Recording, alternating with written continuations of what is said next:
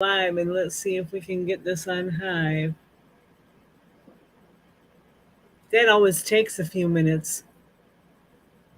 It Let's see. does. Oh, here we go. Whoop. Post the Hive. There we go. That is weird. That happened simultaneously for us. Okay. Let's see if it shows up on YouTube. It should. All right. Hey, Chris. Thanks for joining me today. Uh, Excited to hear what you do in your typical day as an entrepreneur. So, if you want to get started, we can go ahead right away. So you want to know what I do in a typical day as Yeah, an what's your entrepreneur? typical day? Like, how do you Oh, okay. allocate your day? Well, first thing I do is, I wake up, I get out of bed, I hold my head in my hands for a few minutes, and I say, "Oh God, why?" No, I'm just joking. So the first thing I do in the morning is I get my orders packed. So for those of you that don't know, I'm a reseller. I sell stuff out there, and when overnight, normally you can get anywhere from 15 to 20 orders, just depending. Um, so when you wake up in the morning, the first thing you have to do is get those orders packed and then on the porch. And a few hours later, the mail person comes up and they pick that up. And then it's important for me to start taking pictures of new products, get them listed. And then I start doing things on the marketing side, watching over the different messaging groups. And it always seems like someone's adding one or taking one away, putting one up. And it's like, oh, okay. Um, oh my. Let's, you know what? Let's just, okay, how's that? Is that better? That's better, yeah. All right, perfect. Sorry. So anyway, on the marketing side, there's, you got to reach out to people, you got to follow up with people. Um, there's content that I have to develop. The graphics work that I do, sending out emails to people. And then by this time, it's like, I don't know, 5, 6 o'clock at night, my time over here. And I try to tidy up the odds and it ends, and my day basically ends around 8.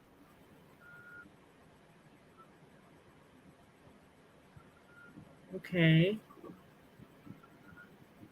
So, like, what would you say? Like, how do you? What goes first in your day? Like, you pack your orders, you get them out to the porch to get picked up by post the postal person. Now, uh, how long does it usually take you to get that stuff packed up?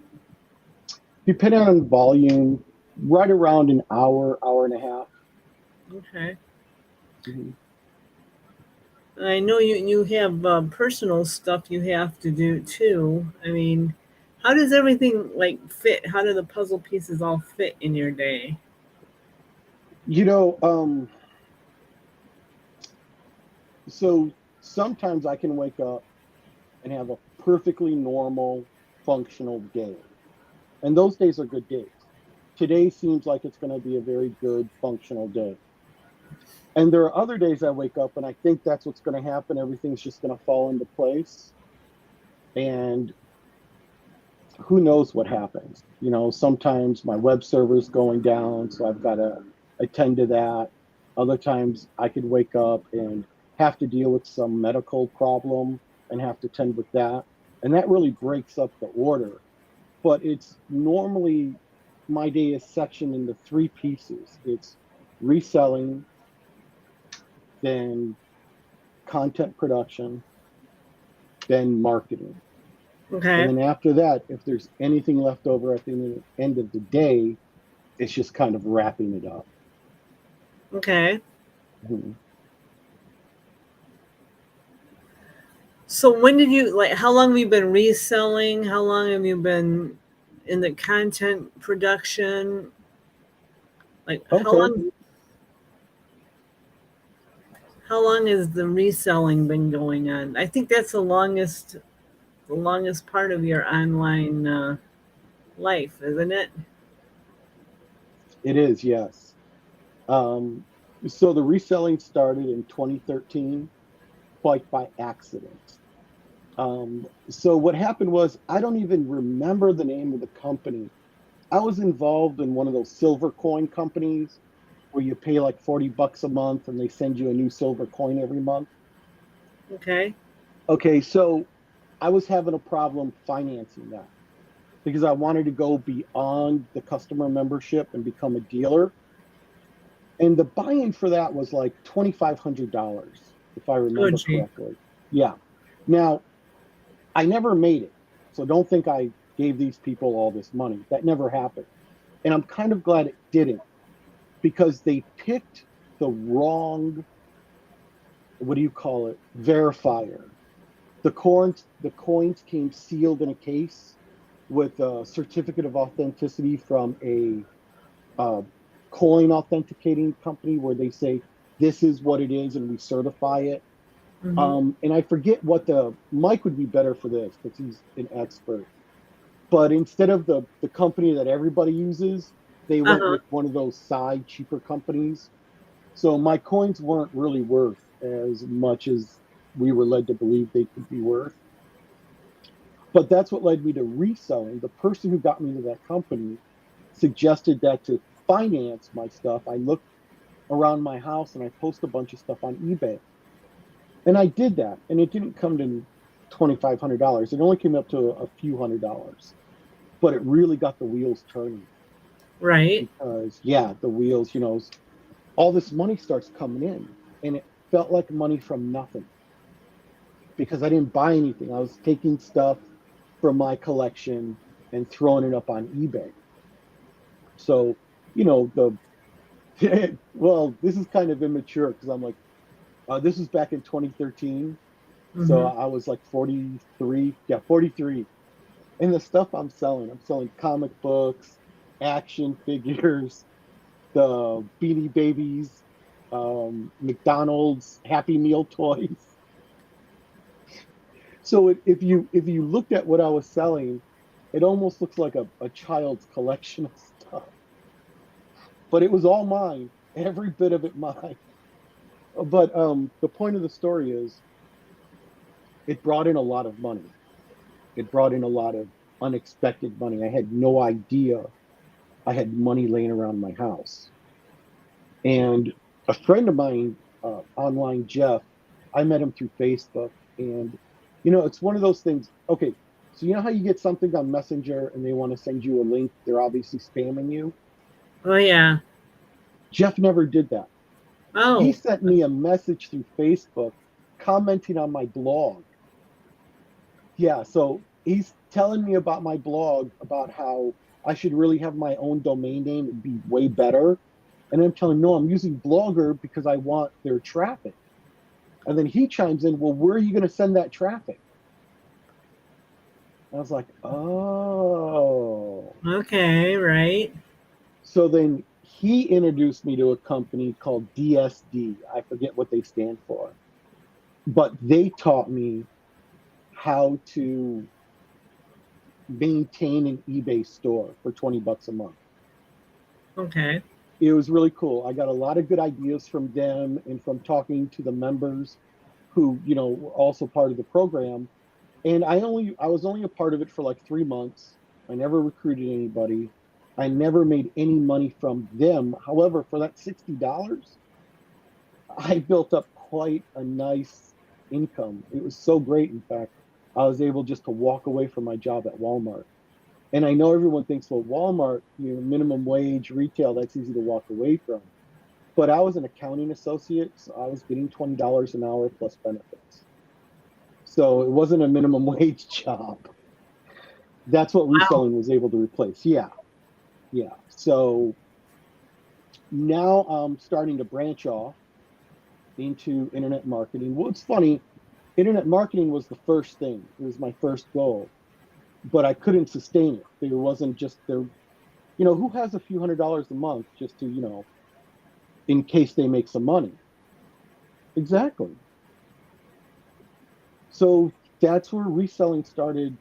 I mean, the money just started coming in, coming in, and coming in, and it's still coming in, but now it's way different.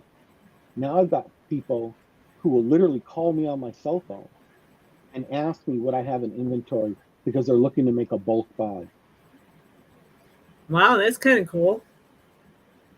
It really is. And all that was cultivated from Facebook, just going on to the eBay groups on the Facebook and talking to people, not pitching them, not telling them to look at my store, but just Right? talking with them. And you get like me, you've got me talking about my business. You get someone talking about their business, they're not going to shut up. They're going to give you all kinds of good information. And Right? oh, I learned so much from those Facebook groups.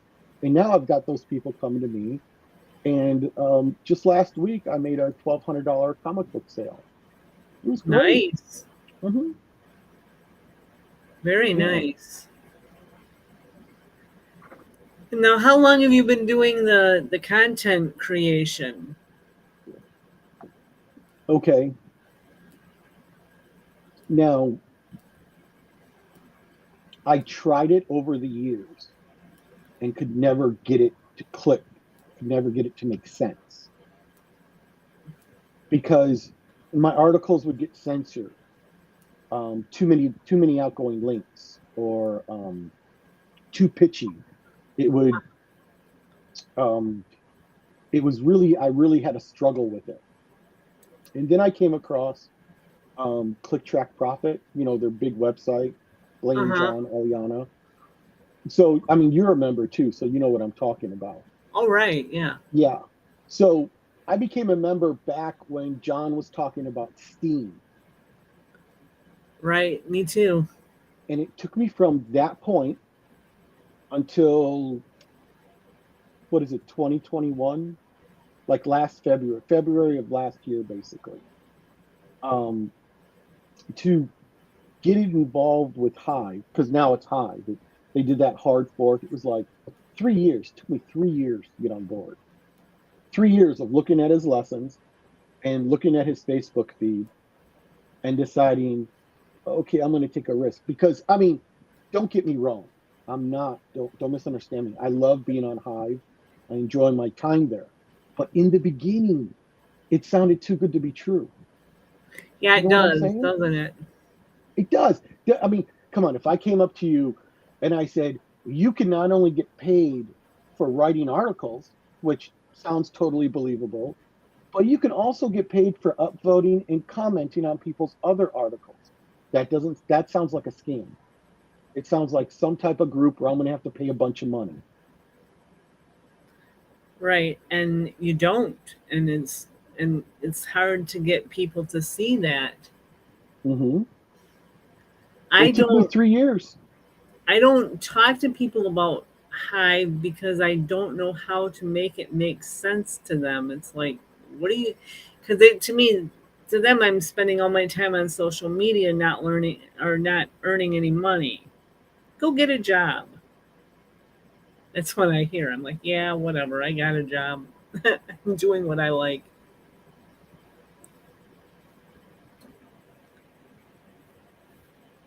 So then, like, what do you do when you have something going on? Like, if you have an appointment, how does all that fit into your day?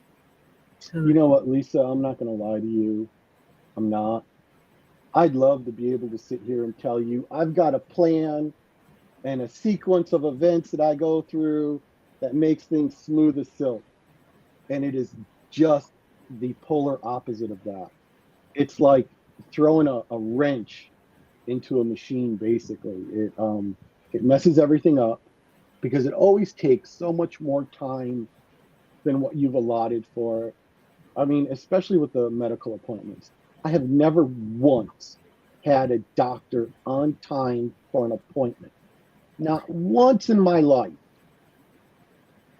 They should have to pay us for the time that we have to sit there and wait for them. It is like when I take my dad to the doctor, it's like almost always, especially the neurosurgeon that he has for his eyes, always you hurry up and wait. I mean, hurry up, get there, and it's an hour away. So we're driving an hour, sitting there half the day, and we've learned that if we go in the morning, it seems to go a little bit better than if we get an afternoon appointment. But still, if you go there in the morning, you got to drive in work traffic one way. If you drive in the afternoon, you got to drive in work traffic the other way. So, and then we're like sitting here, oh, we got to do this test. Oh, we got to do that test. What part of the issue is it's a teaching hospital. It's attached to the Medical College of Wisconsin.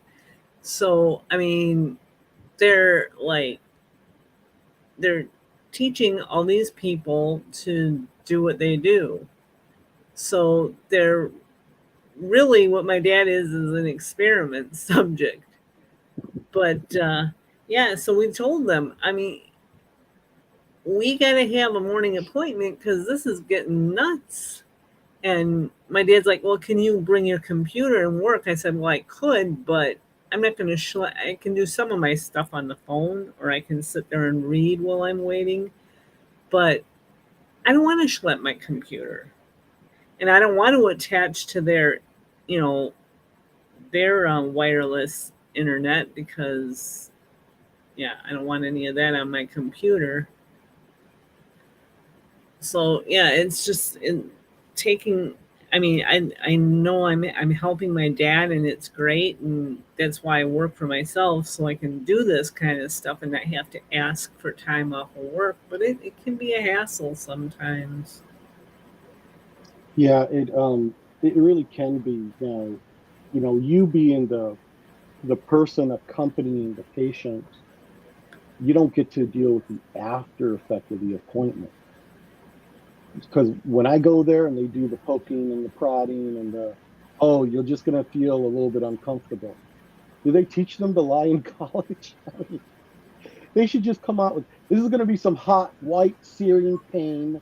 And afterwards, you're going to sleep for a few hours and, you'll wake up sore. I mean, the guy literally, this was like 6 months ago, I got a bone marrow biopsy. He literally said, you're going to feel some pressure. I've never felt that kind of pain in my entire life. When the needle hit the bone, I can't describe it to you. I can't describe it to you. But if I had secrets, I might have given them up right then and there. Dang, that was. So afterwards, I was no good for like a day or two. I was useless. And then once you get back to it, though, you really got to try harder to get back to it. But with reselling, there's a lot more freedom in that than in content marketing. Because in reselling, you can always get someone else to pack your packages for you. You can always get someone else to take pictures of product. You can always get someone else to post the stuff. The software does most of the work. All you do is fill in the blanks, basically. But with content marketing, that's a completely different animal altogether. So, I mean, I mean, you have to write the stuff. And you can't go and get PL. Well, for your list, you can kind of go and get PLR, and that's kind of.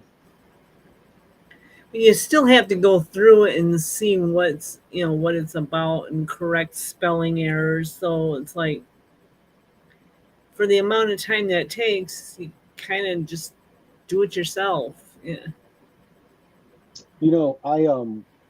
There's a lot of people that say they make a lot of money using PLR as it is. Okay. But the people out there who are really making money with PLR, they're the ones that will take it and look at the structure and keep the structure but fill in the actual content with their own story. Does that make sense? Yeah, yeah. Yeah. So it's So like a template. exactly like a template, because not all of us went to college. Not all of us was good at school or good with projects, but we're kind of good on a computer. So if we look at someone else's structure, we can fill it in with our own story. And then when the person reads it on the other end, they're going to make a real connection with you, but they will never make a connection with a piece of PLR. And in case you're wondering, PLR stands for private label rights. And some of those licenses are like, they're not that easy to understand. So you got to be really careful with that too. Mm-hmm. You got to really Well, make sure that you understand what you're buying. But, you know, again, do you spend all your time researching PLR, or do you just take that time and just write an article yourself? Even though it's not a long article, it's still your own work. And I think on Hive that comes across way better than throwing up. I think people are kind of savvy now, and they can tell if it's you know authentic, or if it's just something that you went and got and threw up there. yeah, like what's her name? The Jen Nieto, the Pixie. Hmm. You know, uh, she doesn't put up huge articles. She puts up a nice picture and some motivational, like maybe a motivational paragraph, Hmm. and that's her post. And she does really well with that. I mean, I've seen. I mean, she gets upvoted. She gets a lot of Hive. She has a lot of followers. You don't have to be Shakespeare. Not everyone has to be what's his name, um, Taskmaster. Hmm. Have you read his articles? Oh my gosh, yes, several of them. They intimidate me. I mean, his articles were the reason why I stayed away from Leo for so long. I was just completely intimidated by the way they were writing. You know, John is much friendlier. He has an easier style. He just puts up a good like 300 words and he's out. And you read it and it's like it's light, it's funny. So the CTP community is a lot more, friendly. Is that a good Right. word for it? Friendly. Well, it's a good, yeah, it's definitely a different style of writing. Hmm. And that's the great thing with content marketing. I mean, you just be yourself, and eventually it's going to work for you. And I was like, I used to struggle over, the grammar, the punctuation. Nobody cares really. That's because I was too used to having to write college papers where not only was the content important and citing your sources, then you also had to pay attention to your grammar and your punctuation. And so I was like worried about that. That's why it took me so long to do any kind of content creation, because I was like spending time stressing out over all that. And it's like nobody really pays attention to that. Yep. When I tried it, like I did a class. You pay like $50 for a how to blog video or something online. And it always amazed me that I'd go through the whole video, I'd go through all the steps, and then get in trouble afterwards. Get comments like, this is spam. This isn't right. You can't just make an article just to sell a bunch of stuff. There's no value here whatsoever. And I followed the instructions exactly. And then I stumble across John, who's like, yeah, don't try to sell. Just write your article and then put some links at the bottom and let it be. And people seem to do really well with that. seriously, if it wasn't for John, I wouldn't be content marketing today. Me either, because Mm-hmm. it's not it's well, anything worthwhile isn't easy, but it's made more accessible.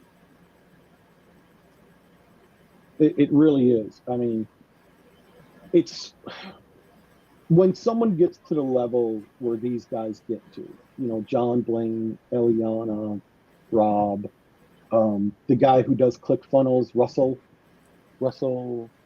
Oh Russell yeah, Brunston. yeah, Yeah, yeah. Russell Brunson. These guys they're up there. They're way out there making money and really popular with a huge audience. And it can be pretty intimidating. Did you feel intimidated? Yeah. Yeah, me too. Me too. It felt pretty intimidating. And then John goes out of his way to share what his beginning videos look like and tells you don't try to be good, just do it. Don't make a good video, just make a video. It's like, wait a minute. You know, but I still stress out. I still haven't gotten to the point where I've built up enough confidence to, I'm like Mark Twain sitting at the typewriter, where I know what I write and what I say will be pleasing. Yeah, it takes me quite a while to put out an article. That's why I usually only put like one long article out a week because it takes a long time, and even I'm more organized about it now, and it still takes a while. Yeah, eventually we will get better at it. As long as we keep thinking about it and we keep thinking, how can I get better at this? Is crazy. In grade 7, I had an earth science teacher. I can't remember his name. I remember his face, and I remember the lessons he taught. And he would tell us that we're not in competition with anyone other than ourselves. That's really true. Mm-hmm. And if we want to learn anything, all we got to do is go to the library and get a book. And if the book tells us what we need to know, we can go into the bibliography and really master the subject. I didn't learn that in literature or English. I learned it in earth science. How crazy is that? That is crazy. Those are the people that we need to look for. People that really want to teach, because there are people out there who have no interest in teaching you. They just want you to buy their stuff and move along. It's a numbers game. Buy the stuff, move along. You ever notice some companies where you try to get like support and they get back to you like 4 days later? And you're Yeah, like, I've been took you there. long enough. Yeah. And they're like, oh, it's totally acceptable to them to have that type of thing. That's crazy. How are you going to answer support 4 days later? That's yeah, I mean, okay, maybe if it was 1995, you know what I'm talking about. right. Everything was all new, and but this is a new millennium where people are running empires off of their telephones.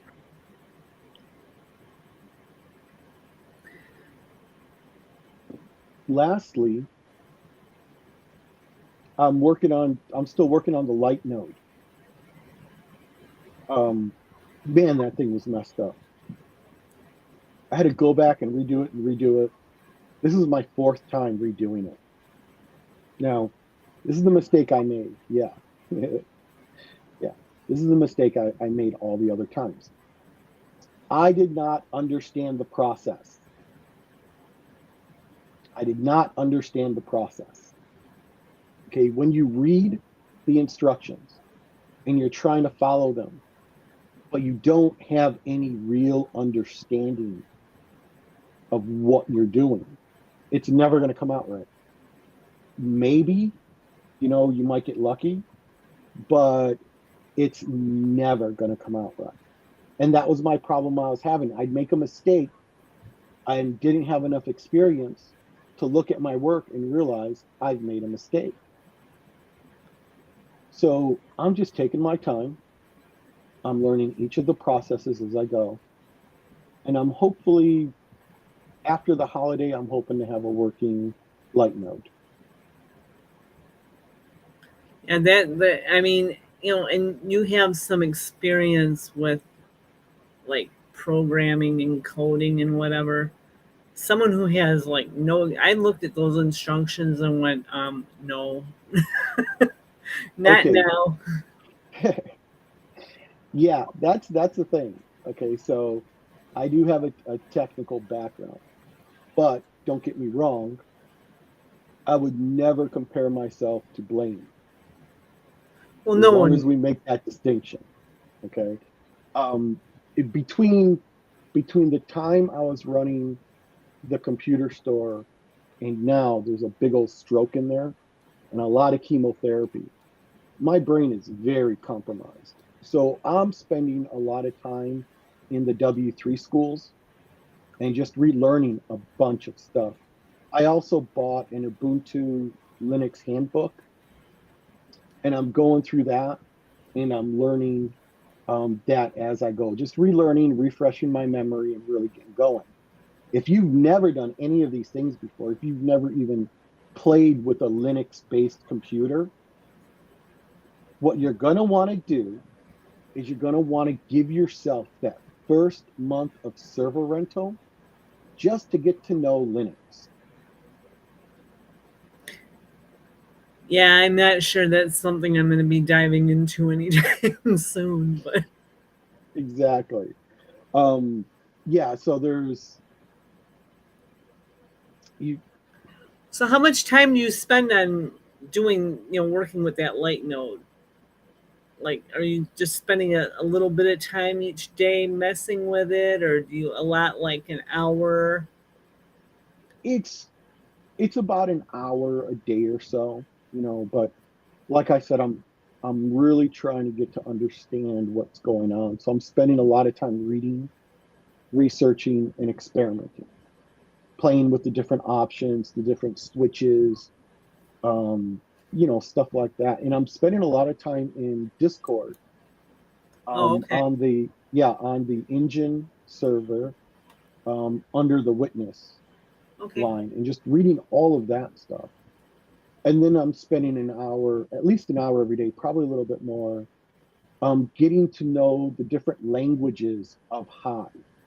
So we've got the Mongo database, which is the database that runs Hive's Great Ledger. Okay. Um, and it's based in Linux, and you have, your HTML and your CSS for your front end.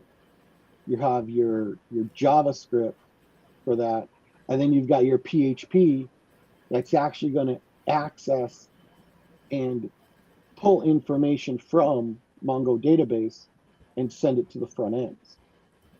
So that's a Wow. lot of things going on. So you want to know HTML, CSS, JavaScript, PHP, and Mongo database if you want to get to know Hive on a very intimate technical level.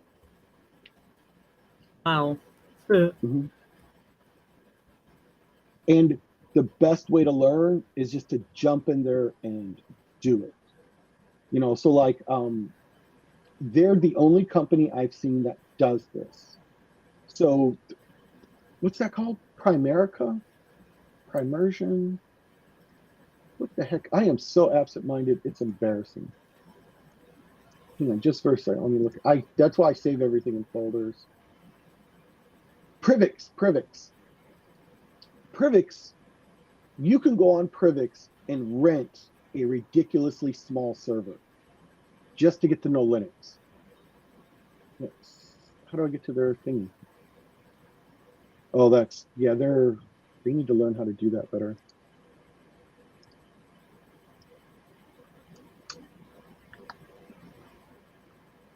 Just bear with me because I don't want to misquote it. Normally, if you want to rent a VPS server, okay, I'm sorry. Um, So, anyways, yeah, we all know server rentals are expensive. And with Privix, you can get started with less than $5 a month if you really was interested in learning all that stuff. It's good to know. Well, Sorry about that. I want to thank you for talking with us today and sharing your day as an entrepreneur. And yeah, this is great getting these started again. It's been a while. That's great. I had a So great thank you time. for being my first new victim. Thank you for being the first person that's ever interviewed me. Oh, you're welcome. All right. Well, again, take care and thanks for stopping in, Jeff. And I'm glad I discovered that Chris could attach his or stream on his channels too. You taught me something technical today. I just happened to discover it. I'm like, wow, what if he wants to stream too? That'll work well. All right. Well, thanks again for joining us, and we will see you on another interview soon. Okay, great. Bye bye.